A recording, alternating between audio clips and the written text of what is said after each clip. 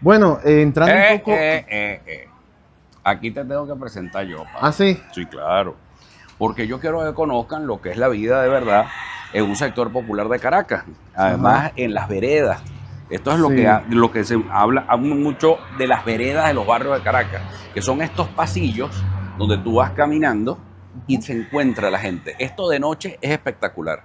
A mí me gusta mucho venir de noche, incluso cuando he tenido las otras campañas políticas o simplemente hay actividad o alguna fiesta en el sector, porque esto se vuelve un encuentro de la gente. O sea, que esta no es la primera vez que usted se viene para acá porque está de campaña. No, chico. ¿No? Vale, no es toda la época. Ah, no, le pregunto porque Todas las es que la épocas gente del se mundo. pregunta esas cosas. No, y Que es los verdad. políticos solamente Sí, vienen al barrio cuando hay campaña. Bueno, porque es que esos son los artificiales. Ajá. ¿Ves? Hola. ¿Cómo está belleza? ¿Cómo me le va? Dios me la bendiga. Hola, hola. ¿Cómo te va? Bueno, muy bien. Entonces, Entonces, estando aquí y desde aquí, que es un sector que ya vemos que usted conoce, o parece que es así, ¿qué puede usted decir de esta gente que lo acusa a usted de ser alguien que está haciendo una campaña divisionista? Una campaña contra esa oposición que supuestamente es que yo creo sí que al lucha, final, Alejandro, y lo acusan de alacrán. ¿Qué es eso de alacrán? ¿Qué entiende usted por toda esa campaña y qué puede responder a eso? Porque, que yo quiero pasar la página de esa historia. ajá. Porque la verdad que yo lo que aquí estoy es sumando. Ujú. Cuando yo me meto en estos sectores, cuando estoy en estos sectores, lo que estoy es sumando, dividiendo. ¿Tú estás viendo que yo divido aquí a alguien? No, lo sumo. Más bien porque yo creo que la gobernabilidad de Venezuela debe partir desde aquí. La nueva gobernabilidad de Venezuela. Vamos a pasar la página de 25 años del PSUV. Ajá. ¿Y después qué viene? Esa es la gran reflexión. Entonces, lo que viene después de esos 25 años tiene que ser un escenario de diálogo, un escenario de complemento, un escenario de ayudarnos unos a otros. Y esa es la Venezuela que se ve aquí en estos sectores populares. Por eso aquí yo no me compro ese cuento ni caigo en las provocaciones de la insultadera y etcétera. Lo que pasa es que aquí la política venezolana se volvió un negocio y eso es feo. Un negocio que tú lo viste con la crisis eléctrica, donde se perdieron más de 100.000 millones de dólares y por eso la gente no tiene luz.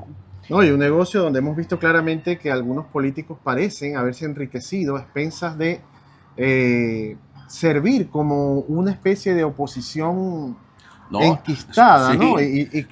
Y se disfrazan de radicales. Exactamente. Que es lo increíble, a veces ¿no? pareciera, ¿no? Y lo digo porque todos los que ven me conocen, que es algo que hemos cuestionado mucho, cómo algunos políticos de oposición se han enriquecido a niveles estratosféricos. Claro, y eso es lo que a mí me decepcionó, porque sí, fíjate. Porque usted estuvo con ellos No, es anteriormente. que yo siempre fui opositor, yo nunca he sido chavista.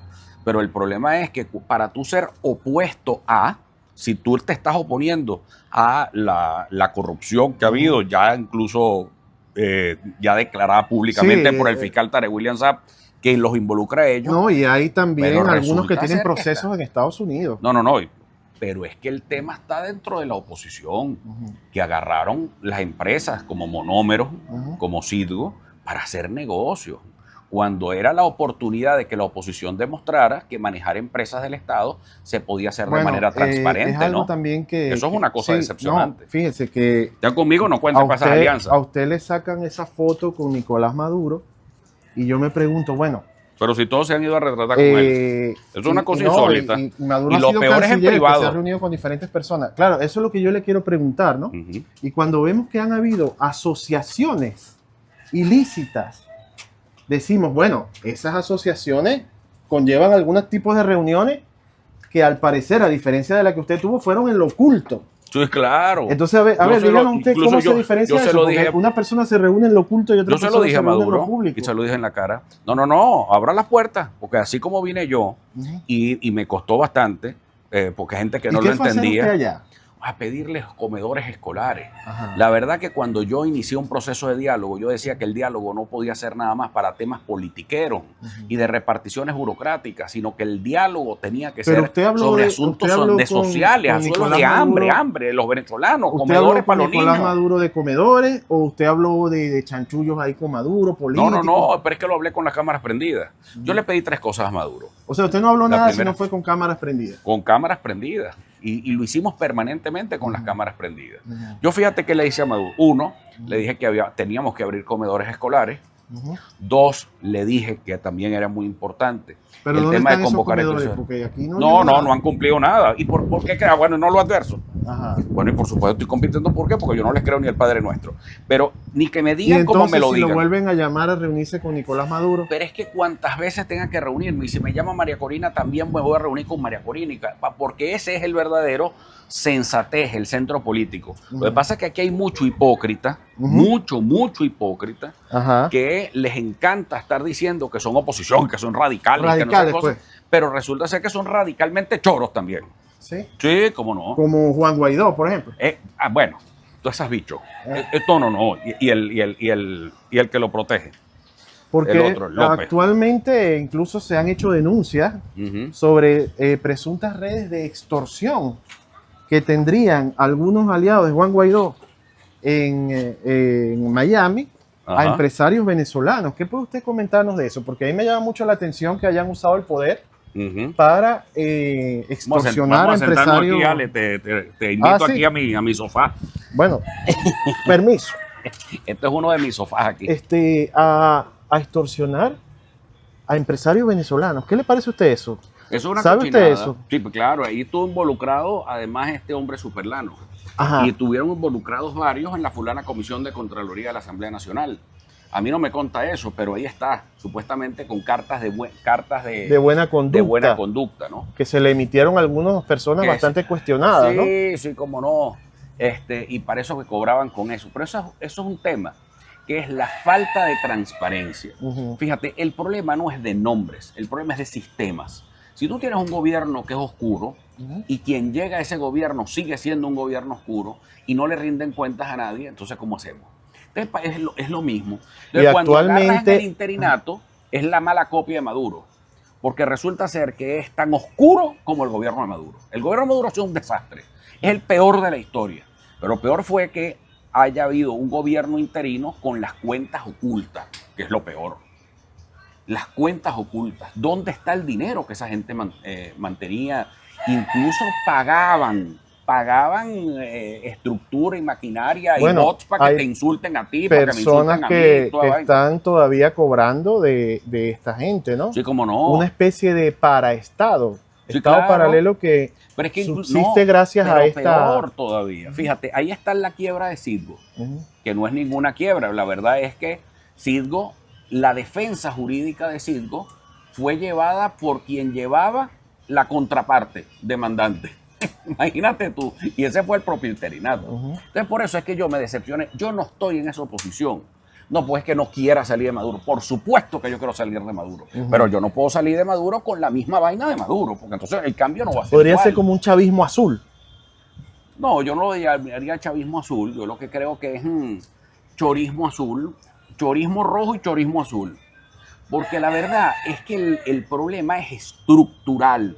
Mi batalla hoy y el cambio para mí no solo es electoral, es cultural. Por eso yo no me siento con esa gente. Por eso yo no estoy ahí. Porque le deben demasiadas explicaciones al país. Si le debes explicaciones al país siendo oposición, ¿cómo será cuando seas gobierno y mantengas no solamente los bienes y activos de Venezuela en el exterior, sino los activos internos de Sí, Venezuela? fíjese que estas personas radicales, y usted como dice, a veces realmente pagadas, porque lo vemos en estos bots que tanto atacan las No, cuentas. que me atacan más a mí que a Maduro. Eso es insólito. Sí, a usted y a Ujú. todas las cuentas que buscan una alternativa de centro, ¿no? Nos damos cuenta que Y llevamos plomo de los dos lados. sí, plomo cruzado, digo Sí. yo. Bueno, o sea, el porque que no está en sabes medio por de dónde te plomo va a venir cruzado, la te bala. atacan de aquí y de aquí. Que ellos dicen que ¿para qué buscar una persona tibia si nosotros lo que queremos es un cambio radical? Entonces Es que ellos fíjate entienden lo que ese es discurso la suyo como una confusión. tibieza. No, es que fíjate la confusión. Ujú, Eso no es ser tibio. ujú, Porque para la paz, decía Juan Pablo II, necesitas ser muy valiente. ujú. Y yo no puedo ser tibio. Pero yo no me callo. Tú me haces alguna pregunta, ¿me la he callado, le he evadido? No. Hasta ahora no. Es que el centro, Ale, es radical también. Esto es un tema que nosotros somos radicalmente moderados. El moderación no significa que tú eres tibio, que tú eres medio pendejo, que tú eres gafo te caribean. No, no, no. La sensatez necesita argumentos, la sensatez necesita fuerza, la sensatez necesita energía y darse codazo para poner fin a esta polarización corrompida. ¿Qué pasa, Antonio? Le digo, lo que pasa es que esa tibieza, quizás que ya usted ha aclarado en este caso, pero dicen cómo se compagina la justicia con la conciliación y la paz. Y entonces de allí hay muchos venezolanos que no entienden cómo puede ser que la conciliación no sea laxa con la justicia. Es un problema que hay que explicar. Yo quisiera que usted lo entendiera. Es decir, ¿cómo puede ser que nosotros queremos conciliar y entonces todo el daño que se ha hecho, qué va a pasar? Van a salir impunes, se van a ir con la cabulla en la pata todos los que han robado y saqueado este país, que no solamente, como usted ha dicho, son del gobierno, también de la oposición. Entonces la conciliación quiere decir que esa gente va a salir libre. No, y que se van a ir con la cabulla. Explíquenos eso, porque fíjate, eso a la gente le preocupa. Hay una cosa que se llama justicia y otra cosa se llama venganza. Y la diferencia la pone el Papa Francisco en una encíclica papal, que es bellísima, se llama Fratelli Tutti. Y el Papa Francisco dice allí que una cosa es justicia, otra cosa es venganza, y la diferencia entre la justicia y la venganza está en el perdón. Una cosa es el perdón. Pero el perdón es que se va con la cabulla. No. Una cosa es perdón, el perdón cristiano, el perdón que a ti te enseña desde las propias doctrinas de Jesucristo en la tierra. El perdón de corazón, sanarte, porque si no, la venganza es eterna. Es decir, si tú no perdonas, al que te ha ofendido, y tú te quedas ahí anclado en la venganza, eso va a ser negativo para ti. Eso es como el perdón a un hermano, el perdón dentro de la familia. Tú en un momento me ofendiste, pero si yo me mantengo con esa ofensa, pero bueno, ¿y hasta dónde vamos a llegar? Mira, hay ejemplos en el mundo que precisamente se han logrado que los pueblos se superen poniendo a un lado la venganza. ¿Cómo cuáles? Bueno, te puedo decir de Alemania. Alemania vivió los peores horrores de la guerra y después el pueblo alemán, además con Konrad Adenauer a la cabeza, logró reconciliarse perfectamente y venían del nazismo y de aplaudir a Hitler. O sea, eso ocurrió en el mundo. O sea, los procesos en España, por ejemplo, después de una guerra civil tan terrible que se llevó 1 millón de muertos. 1 millón de muertos, Alejandro. Y hubo una gente que dijo, ya va, primero la sensatez. Entonces vamos a ponernos de acuerdo. Entonces, una cosa son los hechos políticos y otras cosas son los hechos delincuenciales. Los hechos delincuenciales ya le tocará a un poder judicial limpio, un poder judicial depurado, que usted no va a controlar porque el poder judicial actualmente está en manos de casi que de funcionarios chavistas. Yo no debería controlarlo ni debería controlar el chavismo. Pero entonces, ¿cómo ese poder va a hacer esa justicia? Eso es un proceso. Primero vamos a elegir al presidente de la República. El presidente de la República no es juez ni fiscal. Yo no puedo estar persiguiendo pero es jefe del Estado. Sí, pero no eres el jefe del Poder Judicial. Pues aquí se ha trastocado mucho eso. Ser presidente de la República es ser jefe del gobierno y jefe del Estado, sí, pero eso no significa que tú eres jefe del Poder Judicial. ¿Qué es lo que tiene que haber? Un proceso de depuración del Poder Judicial. Ahora, ese proceso de depuración lleva tiempo. Y hay que hablar con la verdad, porque Venezuela necesita una cura de verdad. Hay gente que dice que el 29 de julio entonces llega el nuevo presidente y va a destituir a todos los jueces y al fiscal. Eso es mentira. Pero entonces esas personas que promueven un proceso constituyente, una nueva asamblea constituyente, ¿qué piensa usted? Porque hay propuestas de ese tipo. No, yo no creo en nada de eso. Yo no creo en nada de eso. Usted, un gobierno de lápiz, no va a convocar una asamblea constituyente. No, pues que la constitución que tenemos es suficiente. Pero no me refiero solo para cambiar una constitución. Bueno, es que para eso es la constituyente. Una constituyente que haga una refundación del Estado y de los poderes, modificando y cambiando jueces. Es que ese no es el problema. ¿Ves que vamos otra vez al ciclo de lo mismo? Porque entonces va a llegar un grupo político para poner los jueces de ellos. Ese no es el problema. El tema es que tiene que reformarse en el marco de la Constitución. ¿Cuál es la reforma del Poder Judicial? Bueno, yo tengo que generar esas reformas desde las propias universidades. Por eso mi empeño con la educación. Entonces es un proceso de largo plazo. Es un proceso de mediano plazo. ¿Y por qué de mediano plazo? Primero, hay medidas de corto plazo. Por supuesto van a haber. ¿Medidas de corto plazo en qué sentido? En que ya el presidente de la República, con su ejemplo de cumplimiento de la ley, yo tengo una frase que a mí me encanta, que la copié de un profesor español llamado Torcuato Fernández Miranda, de la ley a través de la ley. Entonces, es decir, si nos apegamos todos a la ley, el proceso va a ser en paz. Ahora, si yo comienzo a saltarme la ley, tú te vas a saltar la ley, el otro se va a saltar la ley, el otro va a saltar la ley, y esto se vuelve un gran desastre, que fue el problema que ocurrió. Claro, Antonio, pero fíjese que Ahora, muchas personas dicen... ¿cuáles son los pasos para una Ajá. reforma del Poder Judicial? Primero, ¿tiene que haber un nuevo presidente? Sí. Después tiene que haber una nueva Asamblea Nacional, sí, pero una Asamblea Nacional donde hayan grandes consensos políticos. Aquí tenemos que Bueno, el acabar año con que los viene grandes- tenemos ese tipo de elecciones Sí, que nos pero van a tenemos llevar... que cambiarle las normas de asignación de los diputados, porque no puede ser aquí que alguien con el 51% se lleve el 80% de la Asamblea, porque es el daño de la sobrerepresentación.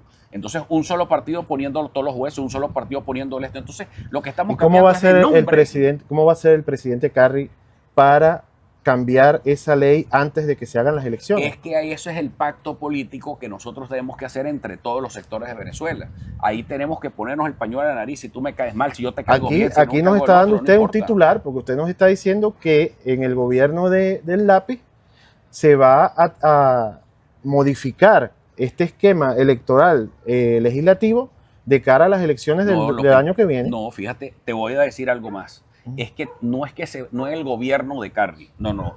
Carri va a promover una reforma electoral. Ujú. ¿Para qué? Para que las cuotas de asignación parlamentaria sean justas y proporcionales como lo establece la Constitución. Yo no estoy hablando de una reforma constitucional, yo te estoy hablando que se cumpla la Constitución. Una reforma de la ley. Una reforma de los reglamentos del Consejo Nacional Electoral que asignan los cargos de diputados. Porque fíjate dónde está la desviación. La desviación no es constitucional. La desviación no es de la ley. La desviación es de los reglamentos. Porque aquí comenzaron, ¿tú te acuerdas con aquel caso de las morochas? Bueno, entonces comenzaron a hacer fraudes electorales, pero el fraude electoral no era porque le robaban el voto a uno o al otro. No, es el menosprecio a las minorías.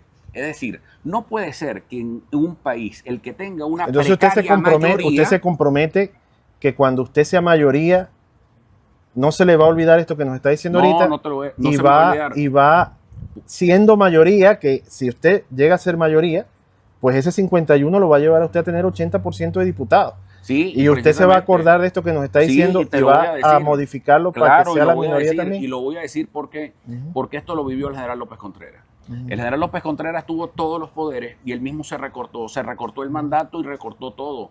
Y el general Medina también lo hizo. Ujú. Y hubo gente que, el caso de Rómulo Betancourt, no quiso presentarse para las elecciones de 1947 y se presentó, fue el presidente Gallego. Ujú. Es decir, hubo ejemplos en la historia de Venezuela donde los presidentes podían recortarse ellos mismos, promovían el recorte de su poder. ¿Me entiendes? Sí. Hay gente que llegó al poder para darse más poder Ujú. y hay otros que llegan al poder para recortarse el poder. Ahora, que eso se perdió en la historia de Venezuela, muy probablemente. Sí, sin duda se ha Claro, perdido. Estamos lo que llegando pero a un para nivel eso es la educación. de mediocridad y hemos tocado fondo en la ética Por política, eso, sin por duda. eso, por eso la educación. Ahora, Antonio, hay una cosa que, pasando a los problemas que a la gente hoy le agobian de forma emocional y hasta psíquica. Y dentro de esos problemas, realmente, quizás podríamos decir que hay tres fundamentales: los bajos ingresos y los bajos salarios, que al parecer los anuncios dados por el presidente Maduro en los... Pasa, Pase, vente. Gracias, papá. En lo que estamos estorbando aquí somos nosotros. Sí, ¿Cómo atravesado. estás tú?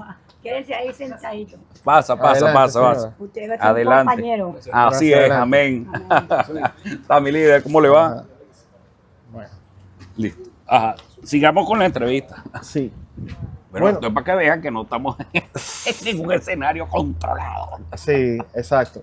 La gente le preocupa estos problemas fundamentales que le agobian emocional y psíquicamente, Ujú. como los bajos ingresos no solo de los trabajadores, también de los Ujú. pensionados, de los Sí. jubilados, Claro. de las personas de la tercera edad.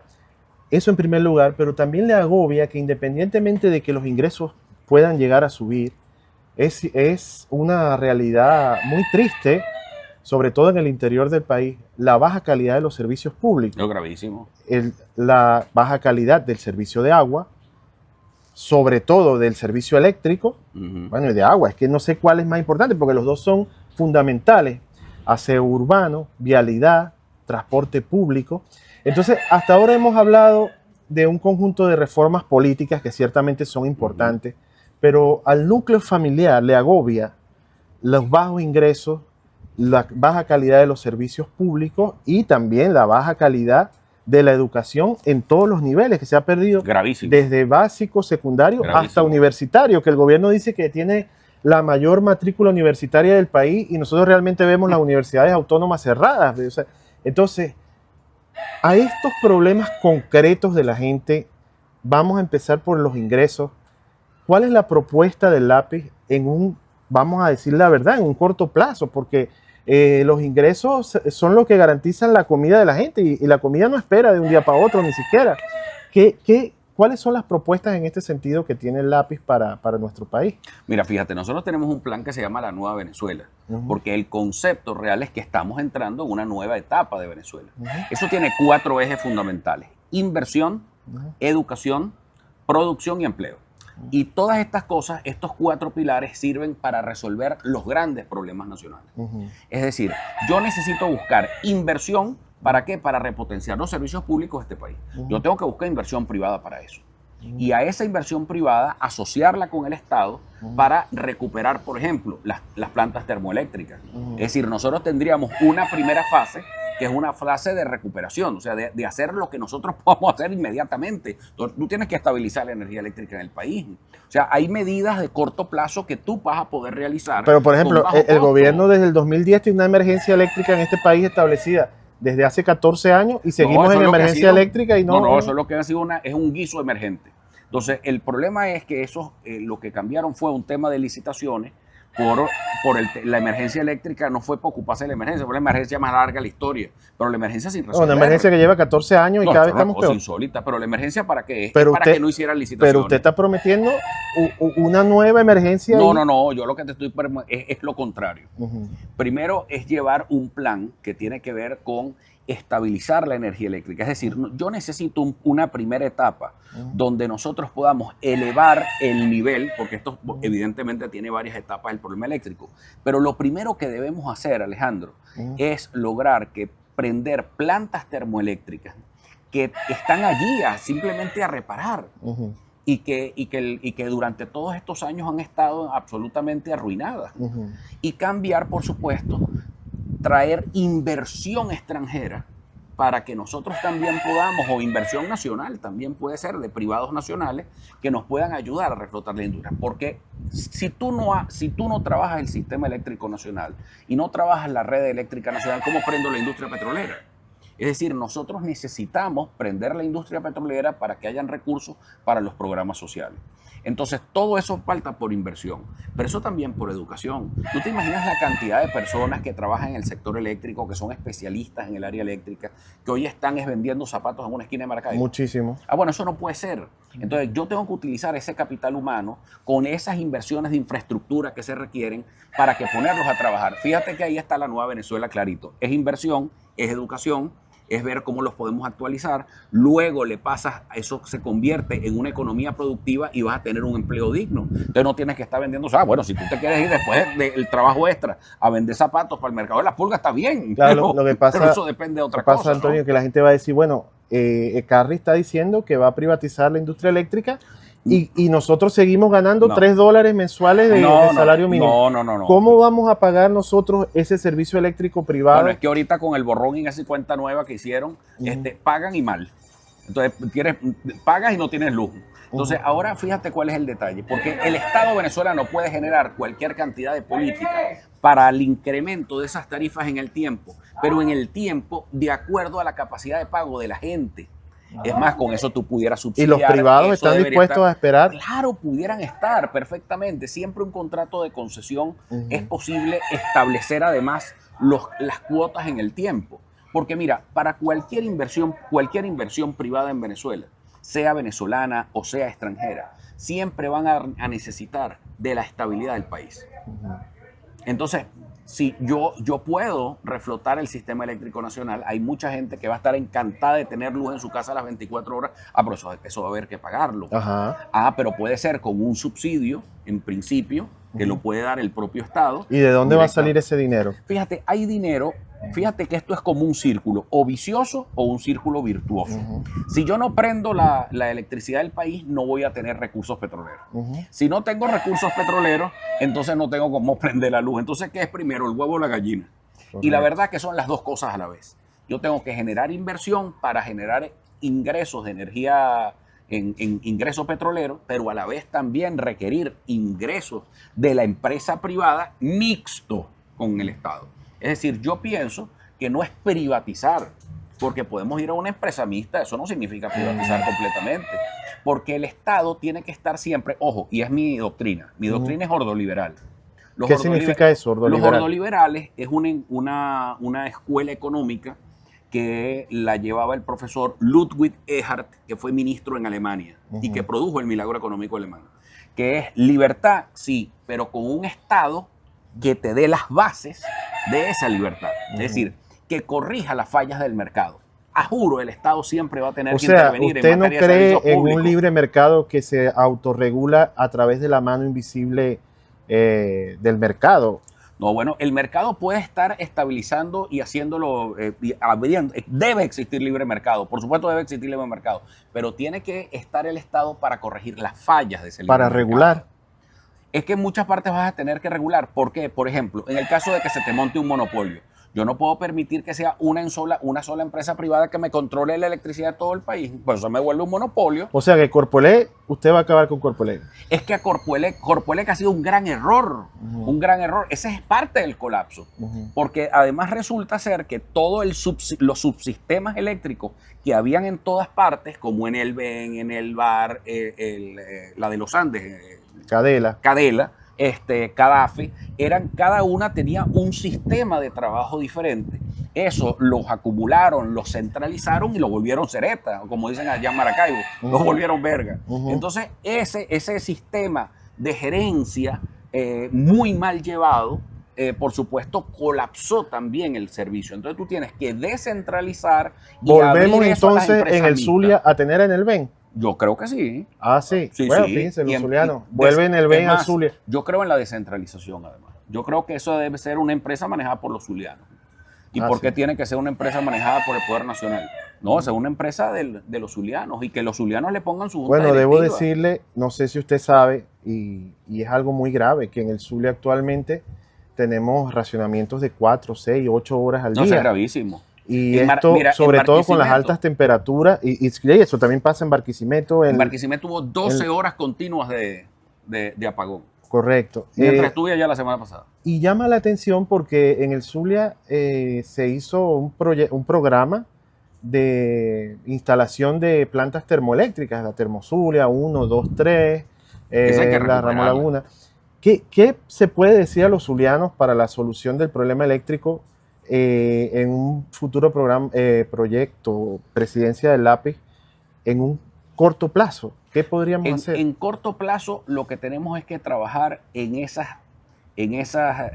plantas termoeléctricas que tenemos que repararlas, que son de fácil reparación, que podemos recurrir incluso a organismos multilaterales para poder repararlas y repararlas también con capital privado. Pero ¿cuál es el problema de llamar a las empresas privadas? ¿Tú no crees que hayan empresarios zulianos dispuestos a trabajar Sin en duda, recuperar su propia Claro, luz? Pero claro. por supuesto, mira, la electricidad de Caracas yo recuerdo que cuando el apagón del año 93, aquí hubo un apagón, lo que pasa es que la gente se lo olvida, aquí hubo un apagón durante la presidencia del doctor Velázquez porque hubo una falla en el Guri.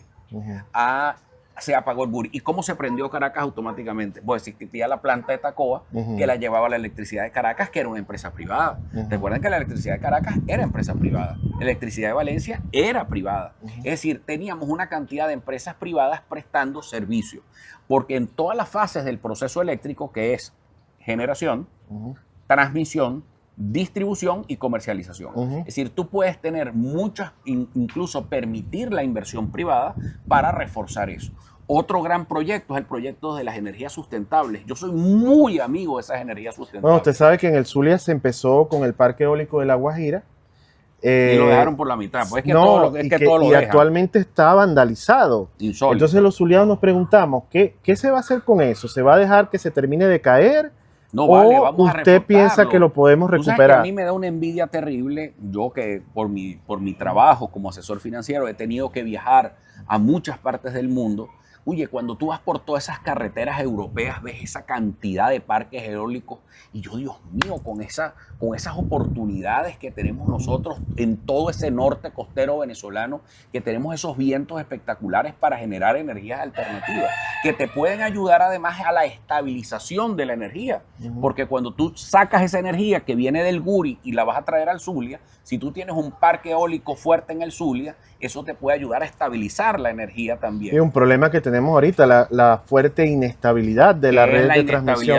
De la red de transmisión, porque falta que exista un punto final de las termoeléctricas que no están funcionando, como el caso de Termozulia, y también un parque eólico que también pueda reforzar. Entonces, un gobierno de lápiz recuperaría el parque eólico de La Guajira. Sí, completamente. Que no es el único, le digo, porque no. compañeros que nos estén viendo desde Falcón también se estarán el preguntando, parque eólico bueno, y el de Paraguaná. nosotros, de los taques. Claro, Porque- yo soy fanático de los taques, te confieso. Sí, pues los taques tienen ese pobre parque eólico No, en Alex, condiciones precarias. No. Además, nosotros podemos, mira, Venezuela es un país de las grandes energías.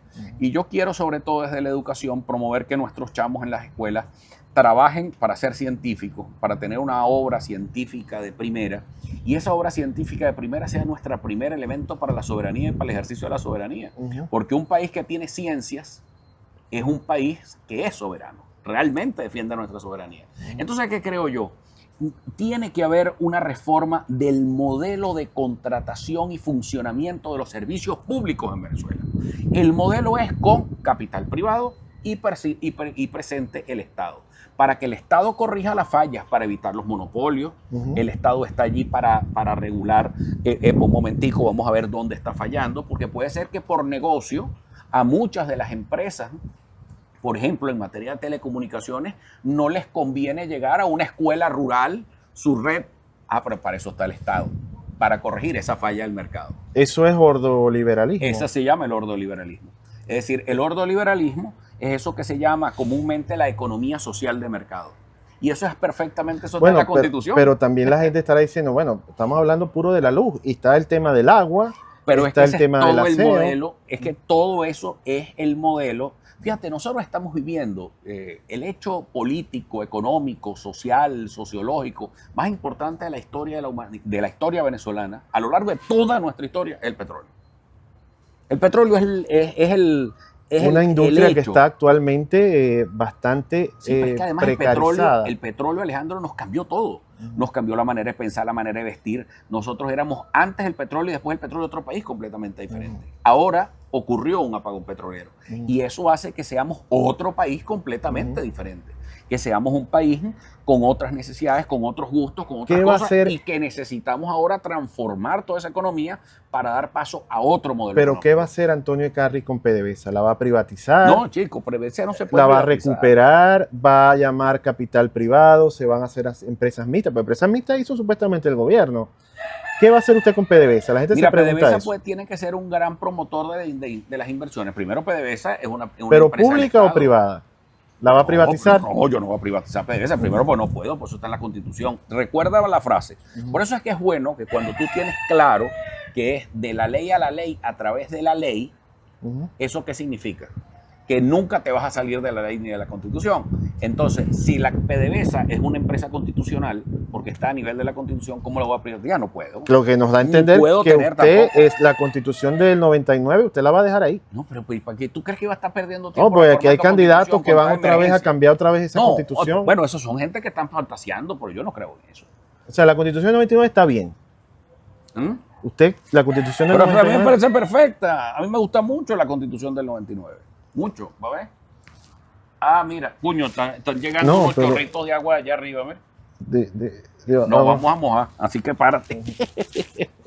Sí, nos vamos a bañar aquí. Vamos a ver Falta qué es poquito. Y vamos por lo de Bueno, PDVSA. lo de PDVSA. PDVSA no puede ser privatizada porque es una empresa de la Constitución. Ahora, PDVSA tiene que tener un nuevo rol.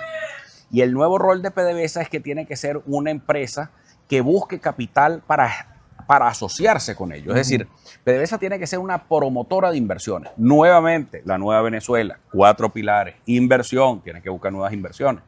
Fíjate que cuando tú tienes un plan y tienes un plan de acción, no hay manera de que nada se te salga de ahí. ¿Tú vas a buscar inversiones nuevas para la industria petrolera? Claro. Tú tienes que buscar inversiones petroleras para recuperar los pozos en Venezuela. Claro, Tú tienes que ahí buscar esas también- inversiones privadas. Perfecto. Entonces Transnacionales. hemos entendido lo que se va a hacer con PDVSA y que tiene mucho que ver con estas relaciones internacionales. Y ahí entramos a un tema ya, No, y otra ya cosa para que ir tiene que terminando, haber, ¿no? los pesos y contrapesos en PDVSA, porque lo que ha habido es mucha deformación, que bueno, que ha terminado con todos los presidentes de PDVSA presos, y que tú tienes que tener el ministro de Energía y del ministro de Petróleo, tiene que ser distinto al presidente de PDVSA. ¿Por qué? Porque el ministerio controla PDVSA. Ujú. Ahí hay un primer control Bueno, lo mismo que que no ha pasa con la fallado. energía eléctrica, que Lo el ministro de Energía mismo Eléctrica que es el pasa presidente de Corpoelec. esa es una distorsión, porque el ministerio sirve para controlar la empresa del Estado. Ahora, Corpoelec tiene que ser desconcentrada, ¿ok? Y No, ya usted se descentralizada. comprometió que volvemos con Enelven y con Enelman y con No, Cadena. y vamos, pero no solamente es eso, sino que van a ser empresas descentralizadas. Yo quiero descentralizar. Yo quiero que la gente del Zulia y la propia gobernación del Zulia, junto con las alcaldías del Zulia, sean las que estén ahí al frente de la administración de eso, porque es que le van a rendir cuentas a la gente más rápido. Esa es la verdad.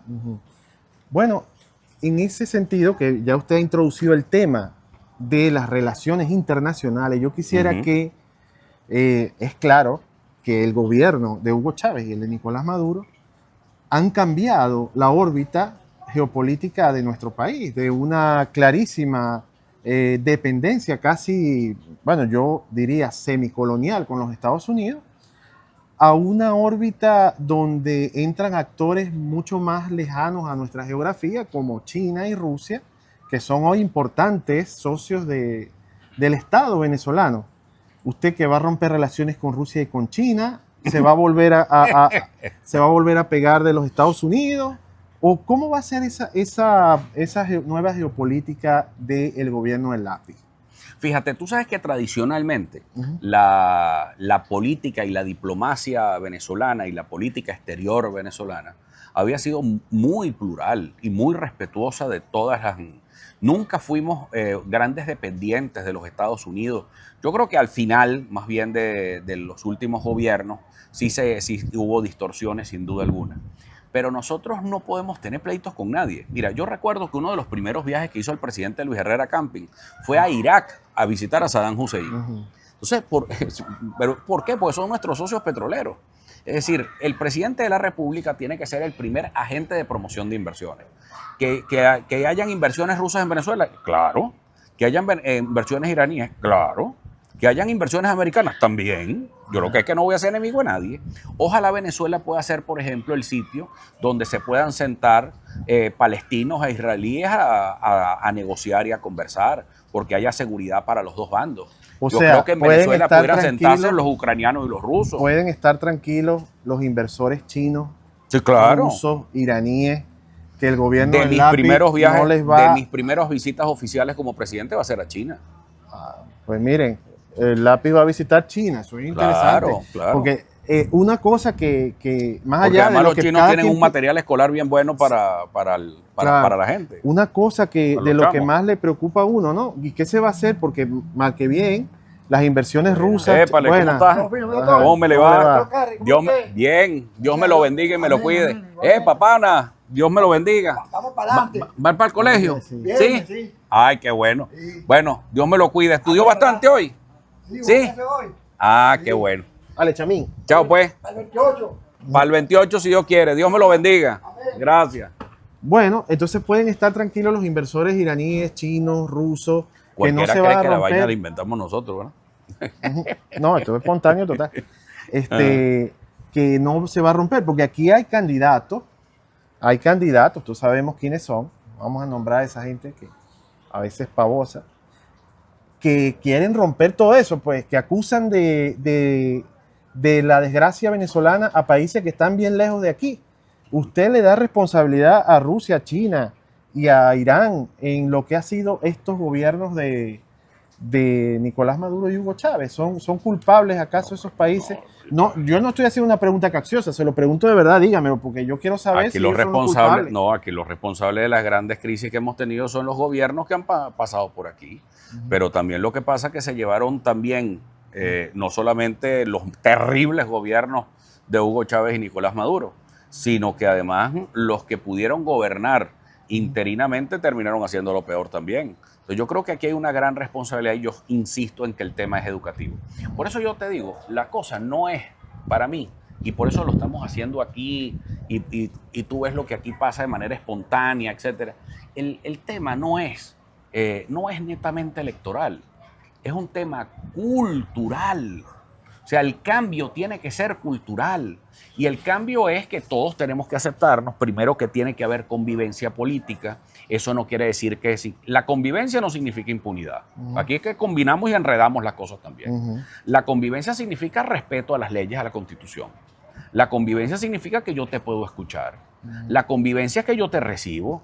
No, que tú fuiste chavista, que yo vamos a seguir con el mismo cuento. Que si tú fuiste Gomecita, que si yo fui de Juan Vicente Gómez, que si el otro fue de Cipriano Castro. Todas estas personas que hoy acusan al lápiz y acusan a Antonio Ecarry de alacrán, cuando Antonio Ecarry gane las elecciones el próximo 28 de julio, podrán estar tranquilos que no va a haber retaliaciones, ni venganzas, ni ningún tipo de exclusión contra ellos. No, chico, ¿para qué? Yo no voy a estar perdiendo el tiempo con eso. Pero además déjame decirte, esa campaña, es que yo quiero pasarle la página a esta cosa tan terrible a la historia, que si escuálidos, que si alacranes, que si funta, que fulano, que sultano, que menganejo. A mí me parece, mire, a mí lo que tenemos que hacer es un presidente, no un vengador. Venezuela no necesita un vengador. Venezuela necesita un solucionador de problemas. Por eso podemos hablar de esto, podemos hablar del agua como hablé en Lara, que describí todo el proyecto del Yacambú Kibor, que dicen, bueno, no, es que es un elefante blanco que tiene problemas de suelo. Problema de suelo, problema de los bolsillos de la gente que se llevó la vaina, porque el problema es también un problema de corrupción. Miren, en Venezuela no tenemos servicios públicos adecuados por el guiso, por la corrupción y por el modelo económico que se montó. Y eso hay que tenerlo clarísimo. Ahora, tenemos que cambiar todos esos modelos de acción. Ese proyecto, Yacambú Kibor, que puede, imagínate, darle pleno riego a todo el Valle de Kibor, que esa lucha comenzó hace 120 años por el general Liscano. Imagínate tú los años que tiene Kibor pidiendo agua. Pero además ahí podemos generar más de 120.000 hectáreas para sembrar con ese riego que podemos tener de la Yacambú Kibor. Y lo que faltaba para el año 1998 era menos del 20% de la obra, de terminación de la obra. Pues quedó paralizada en el tiempo y cada vez vale más y vale más y vale más. ¿Qué voy a hacer yo? ¿A qué? ¿Voy a cambiar contra él por una cosa, por otro guiso? Pues no. Va. Concesión privada. Otra cosa, Antonio, otra cosa que se pregunta la gente. Licitación internacional. Sí, muy bien. Es este tema de la dolarización. Yo le digo, personalmente a mí, yo quería preguntárselo porque me preguntan mucho en el canal el tema de la dolarización si no significa una entrega de la soberanía financiera no, chico, venezolana. esa no es la falda de Yolanda Moreno. Bueno, pero le digo, vamos a olvidarnos del Bolívar. No, es que primero, a mí me apareció siempre, igual que a Renio Tolina. Yo se lo escuché a Renio Tolina originalmente. Renio Tolina decía que el Bolívar era una moneda fuerte de la representación de nuestro país. Sí, pero del Renio Tolina decía que tenía, Renio Tolina decía que era una falta de respeto tener el nombre del Libertador en una moneda de cambio. Que eso lo decía el propio Renio Tolina. Sí, lo decía, pero entonces usted está diciendo, bueno, para no faltar el respeto vamos a desaparecerla. No, pero es que para no faltarle respeto al Libertador, primero aquí tienes dos cosas. Los trabajadores, y eso es una ley. Los trabajadores para protegerse tienen que tener una moneda fuerte en que protegerse. Tú cuando ganas, ¿ahorras en dólares o en bolívares? No, el ahorro hay que hacerlo en una divisa que no tenga inflación. En este caso, pues será el dólar. Eso pero no es el único, ¿no? Pero bueno, en este caso. Está bien, pero es el dólar o es el cripto, es decir, lo que sea. Yo lo que quiero es que los venezolanos no sean víctimas de una nueva estafa por parte de gente del Banco Central de Venezuela y del Seguro Social. Aquí lo que hubo fue una gran estafa. Porque por años, en vez de pagarle tú al Seguro Social y hubieses guardado esos reales en un banco con dólares, ¿cuánto tendrías hoy de pensión? Pero eso no garantiza que esos dólares se los vuelvan a robar. No, pero es que no se los vamos a entregar los mismos, es que hayan fondos de pensiones y hayan fondos de pensiones privados también, pero además no solo es eso, es que tú puedas tener respaldo en dólares, respaldo en moneda fuerte, porque el Banco Central lo único que hizo, ¿qué fue? fue imprimir dinero inorgánico para soportar el gasto público que Nicolás Maduro no podía recortar. Pero Ese es el problema. No se soluciona el problema simplemente con dejar de emitir dinero inorgánico y No es continuar tan con el sencillo, bolívar. no es tan sencillo y no es tan fácil. Yo creo que además yo tengo que darle una garantía a los inversionistas que quien llegue a Venezuela no tenga que convertir su moneda en otra, sino que invierta en su moneda, gane en su moneda y eso le da más cualidades para la inversión. Quien gane en Venezuela, gana en esa moneda fuerte. Ahora, ¿el bolívar lo voy a eliminar? No, porque el bolívar va a también seguir es en la existiendo el Constitución. bolívar. Claro, el bolívar va a estar ahí Va como a haber una moneda de dualidad, referencia. entonces. Ahí puede haber una perfecta dualidad. El bolívar puede ser simplemente una referencia a nivel de Banco Central y a nivel de Tesorería Nacional. Pero la verdad que así como a PDVSA le Pero entran dólares, ¿circularía yo el quiero- bolívar? Puede circular, el que quiera tener bolívares que los tenga, pero la verdad es que yo lo que quiero es que el dólar sea moneda de circulación también para la gente. Porque ¿cuál es el problema aquí? El problema aquí es que hay unos vivos que ganan en dólares y unos pendejos que ganan en bolívares. ¿Me entiendes? Entonces yo quiero acabar con esa injusticia, con esa Ya. desigualdad. O sea, vemos que va más enfocado en ese Es el tema sentido. social. Es que a mí lo que me importa es la gente. Entonces, ¿cuál es el tema aquí? Si PDVSA está recibiendo dólares, ¿por qué la gente no le llegan dólares? Entonces, si tú estás generando dólares, ¿por qué la gente no gana en dólares? Ahora, que tenemos que hacer una gran reforma laboral venezolana, claro que sí. ¿Por qué? O Porque sea, tienes esta a los ley trabajadores aprobada por por Hugo cuenta Chávez propia. en 2012, esta ley del trabajo, usted la iría a reformar. Hay que revisarla a fondo de acuerdo a los nuevos modelos. Yo te puedo decir que hubo alguien aquí en Carapita, en Antímano, que me dijo, Carri, cuidado con lo del salario mínimo, papá, que tengo 2 empleados aquí. Entonces, ves que prefieren, la gente prefiere ganar en dólares que recibir de una vez todos sus derechos en dólares, pero ejercerlos. El problema es que aquí ya no estamos violando, o sea, aquí estamos violando todos los derechos sociales uno tras de otro. Las grandes conquistas de que la gente tenga 8 horas de trabajo con 8 horas de descanso y con 8 horas de recreación, que eran lo que pedían, ¿te acuerdas? Cuando las luchas de Chicago. Sí, correcto. Bueno, es impresionante. Oye, nos trajeron Ay, juguito. qué bien. Qué rico. Adelante. Gracias. Parece jugo de parchita. Sí. ¿Ah, sí? Gracias. Gracias. Muy amable. Mira, eso es para que sigas diciendo aquí que, ustedes los maracuchos vienen para acá y dicen que No los nos dan caraqueños nada. sí, que se portan mal aquí en los No, en los bueno, sectores claramente se populares. portan bastante bien. Mira, vino hasta el gato. Está muy bueno este jugo. Coño, está bueno. Ajá. Bueno, ya casi estamos terminando y yo quería ver... Eso me lo diste hace media hora. No, ya vamos a terminar. Que lo que yo quiero ver ahora, ya para finalizar, es cómo se compagina esto de esta dolarización, que ya hemos entendido que no es como quizá como la pinta, ¿no? Tan oscura y tan... que es otra cosa, ¿no? Pero, ¿y los BRICS? Porque aquí Venezuela se está metiendo en los BRICS. A mí me encanta. Pero los BRICS, según yo he entendido, tampoco es que yo sea experto, que ellos van rumbo a construir su propia moneda. Una moneda También. basada en una cesta de moneda, que claro, siendo una cesta de moneda, pues sin duda tendrá una gran estabilidad, porque baja una y sube la otra y te mantiene una estabilidad de la moneda. Pero entonces si Venezuela está dolarizada, ¿cómo hacemos ahí? Pues migramos para las que siente. Mira, el tema es que los venezolanos tenemos que estar adaptados a las O sea, grandes Venezuela requerimientos no del va a mundo. renunciar, porque aquí hubo un presidente que todos conocemos, el presidente Javier Milei de Argentina, que ya Argentina estaba montada en los BRICS, llegó Milei, canceló todo. No, y dejó dijo que iba a dolarizar y ahora no ha podido dolarizar. Bueno, canceló todo eso. X. Usted A mí no me va, gusta a ese cancelar, presidente. va a cancelar la entrada de Venezuela en los BRICS. No, en lo absoluto. Al contrario, yo voy para los BRICS. Y si los BRICS me da más estabilidad que el dólar, pues nos mudamos a la nueva moneda de los BRICS. Porque también... Es decir, a mí lo que me importa es que el venezolano, a mí no me importa la forma, a mí me importa el fondo. Si el trabajador venezolano va a gozar de mejores derechos, si va a gozar de mejores beneficios, si va a mejorar su condición, perfecto. Vamos a migrar por donde sea. Pero si el trabajador venezolano me va a salir perjudicado simplemente yo por llevarle la contraria a otro, esa sí no camina. Entonces, yo lo que es lo que beneficia a los venezolanos. Es más, una cosa que se llama, desde el derecho romano, el indubio pro operario.